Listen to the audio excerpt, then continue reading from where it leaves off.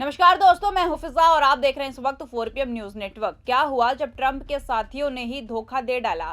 जिस नाटो के दम पर ट्रंप उड़ते थे उसी ने उनको ठेंगा दिखा दिया। क्या ईरान से मुंह से खाने के बाद ट्रंप को आई अकल। दोस्तों, जब से ईरान से अमेरिका की जंग शुरू हुई है, अमेरिकी राष्ट्रपति डोनाल्ड ट्रंप का बुरा वक्त शुरू हो गया है। जिस ईरान को वो 3 दिन में हराने का सपना देख रहे थे, उसने उन्हें लोहे के चने चबवा दिए और आज 30 दिनों के बाद हालात ये हो गए हैं कि ट्रंप मैदान छोड़कर भागना चाहते हैं, लेकिन ईरान अमेरिका की जान छोड़ने के लिए राजी ही नहीं है। बाद ट्रंप ने देश को संबोधित करते हुए अपनी हार स्वीकार कर ली है और नाटो देशों से नाराजगी जाहिर कर दी है और सभी देशों को संदेश दे दिया है कि हॉर्मुज़ स्ट्रेट पर सब अपना अपना देख लें। इसके साथ ही उन्होंने स्वीकार कर लिया है कि ईरान ने उन्हें कहीं का नहीं छोड़ा। वहीं अरब देशों के लिए भी उन्होंने एक खास संदेश भेजा है। तो कैसे ईरान से सबक सीखने के बाद मिमियाने लगे अमेरिका के महामानव, बताएंगे आपको अपनी इस रिपोर्ट में। दोस्तों, आज सत्ता की आंखों में आंखें डालकर पत्रकारिता करना मुश्किल हो गया है। हमारे 4 PM नेशनल यूट्यूब और फेसबुक चैनल को, जिसे आपका प्यार और विश्वास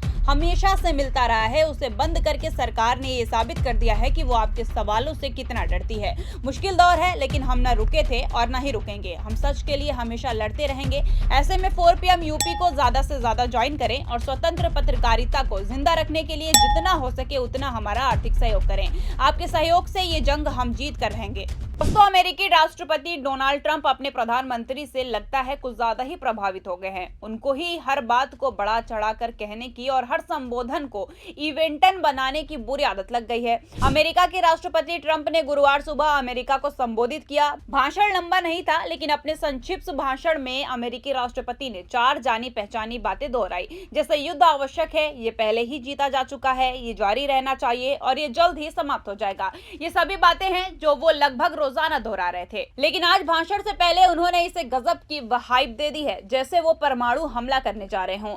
युद्ध की शानदार रिपोर्ट देने के बावजूद ट्रंप ने संघर्ष की समय सीमा बढ़ाने का संकेत दिया है। उन्होंने कहा कि अगले 2 से 3 हफ्तों में हम उन्हें पाषाण युग में वापस भेज देंगे, जहां वो वास्तव में है। लेकिन जहां सबसे ज्यादा ट्रंप की हताशा तब नजर आई जब उन्होंने बाकी देशों को यह संदेश दे दिया कि दुनिया के जो देश हॉर्मुज़ स्ट्रेट से तेल लेते हैं, वो यात्रीगण अपने सामान की रक्षा स्वयं करें। मतलब जो ट्रंप कल तक हीरो बन रहे थे और सब देशों को हॉर्मुज़ स्ट्रेट पर हमला करने के लिए आमंत्रित कर रहे थे, आज वो खुद हॉर्मुज़ से पीछे हटने दिखाई दे रहे हैं। साफ कह दिया है कि सब अपना अपना देख लो, मुझसे कुछ नहीं होने वाला है। बाइट आप भी सुनिए। The countries of the world that do receive oil through the Hormuz Strait must take care of that passage. They must cherish it. They must grab it and cherish it. They can do it easily. We will be helpful, but they should take the lead in protecting the oil that they so desperately depend on. So to those countries that can't get fuel, many of which refuse to get involved in the decapitation of Iran, we had to do it ourselves. I have a suggestion. Number one, buy oil from the United States of America. We have plenty. We have so much. And number two, build up some delayed courage. Should have done it before. Should have done it with us, as we asked. Go to the strait and just take it. Protect it. Use it for yourselves. Iran has been essentially decimated. The hard part is done, so it should be easy. And in any event, when this conflict is over, the strait will open up naturally. It'll just open up naturally. They're going to want to be able to sell oil because that's all they have to try and rebuild. It will resume the flowing and the gas prices will rapidly come back down. Stock prices will rapidly go back up. They haven't come down very much, frankly. They came down a little bit, but they've had some very good days over the last couple of days. We've done actually much better than I thought, but we had to take that little journey to Iran to get rid of this horrible threat. With our historic tax cuts, where people are just now talking about receiving larger refunds than they ever thought possible, they are getting so much more money than they thought. That's from the great big beautiful bill. Our economy is strong and improving by the day, and it will soon be roaring back like never before. It will top the levels that it was a month ago. अब देखिए, Trump के महासंबोधन से साफ पता चलता है कि Trump इस जंग में पूरी तरीके से अकेले पड़ गए हैं। उनको अब किसी भी देश से कोई मदद की उम्मीद नजर नहीं आ रही है। वहीं नाटो, जिसके दम पर अमेरिका दुनिया पर राज कर रहा था, आज ट्रंप का उसी नाटो से मोह भंग हो गया है। अमेरिका के राष्ट्रपति डोनाल्ड ट्रंप ने कहा कि वो नाटो से अमेरिका को बाहर निकालने पर बहुत गंभीरता से सोच रहे हैं। उन्होंने ब्रिटेन के अखबार डेली टेलीग्राफ को इंटरव्यू में यह भी बात कही कि ट्रंप ने कहा कि नाटो के सहयोगी देशों ने ईरान के खिलाफ अमेरिका की सैन्य कार्रवाई का साथ नहीं दिया, इसलिए अब वो इस संगठन से और इस गठबंधन से बाहर आने पर विचार कर रहे हैं। ट्रंप ने नाटो को कागजी शोर बताया, यानी दिखावा ज्यादा, असल ताकत कुछ नहीं है। उन्होंने कहा कि अब अमेरिका को नाटो से अलग करना विचार से परे हो गया है, यानी ये फैसला लगभग पक्का है। ट्रंप ने लंबे समय से नाटो की विश्वसनीयता पर शक जताया था। इसके अलावा ट्रंप ने ब्रिटेन से भी दुश्मनी मोल ली है। ब्रिटेन की नौसेना पर तंज कसते हुए ट्रंप ने कहा कि इनके पास नौसेना भी नहीं है, ये बहुत पुराने हो गए हैं, इनके एयरक्राफ्ट कैरियर भी काम नहीं कर रहे थे। जब उनसे पूछा गया कि ब्रिटेन के प्रधानमंत्री कीर स्टारमर को रक्षा खर्च बढ़ाना चाहिए या नहीं, तो ट्रंप ने जवाब दिया कि मैं उन्हें नहीं बताऊंगा कि क्या करना चाहिए, वो जो चाहे कर सकते हैं, इससे कोई फर्क नहीं पड़ता। इस स्टारमर को बस महंगे पवन चक्की लगाना चाहते हैं जो आपकी बिजली की कीमतों को आसमान छूने पर ले जा सके। अब ब्रिटेन को उंगली करेंगे तो ब्रिटेन तो जवाब देगा ही। ब्रिटेन के प्रधानमंत्री कीर स्टारमर ने ट्रंप को जवाब देते हुए साफ कर दिया है कि ब्रिटेन ईरान के युद्ध में नहीं फंसेगा। उन्होंने कहा कि मुझ पर बहुत ज्यादा प्रेशर था कि मैं अमेरिका और ईरान की वार में शामिल हो जाऊं, लेकिन मैं इस युद्ध में शामिल नहीं हो जाऊंगा। उन्होंने साफ ये कह दिया कि कितना भी प्रेशर हो, मैं ब्रिटिश प्रधानमंत्री हूं और मुझे अपने देश हित में काम करना आता है। There's been a good deal of pressure on me to change my position in relation to joining the war, and I'm not going to change my position on the war. So whatever the pressure, whatever the noise, I'm the British Prime Minister and I have to act in our national interests. अब देखिए, जिस तरीके से दुनिया के बाकी देश Trump को आंख दिखा रहे हैं, उससे ये बात तो साफ हो गई है कि ईरान पर हमला करने के बाद अमेरिका का आतंक पूरी दुनिया से खत्म हो गया है।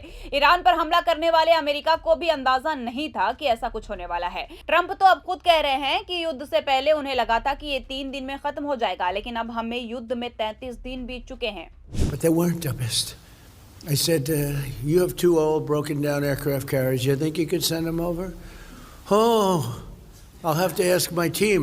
I said, you're the prime minister. You don't have. No. I have to ask my team, President. My team has to meet. We're meeting next week. Oh, next week? But the war already started next week. It's not good. The war's going to be over in 3 days. My prediction, it turns out. By the way, do we have the greatest military ever?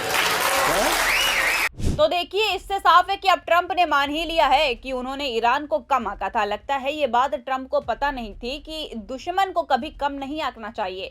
अब देखिए, जहां एक तरफ Trump का NATO और बाकी देशों से मोहभंग हो गया है, तो वहीं अरब देशों का शुक्रिया अदा कर रहे हैं।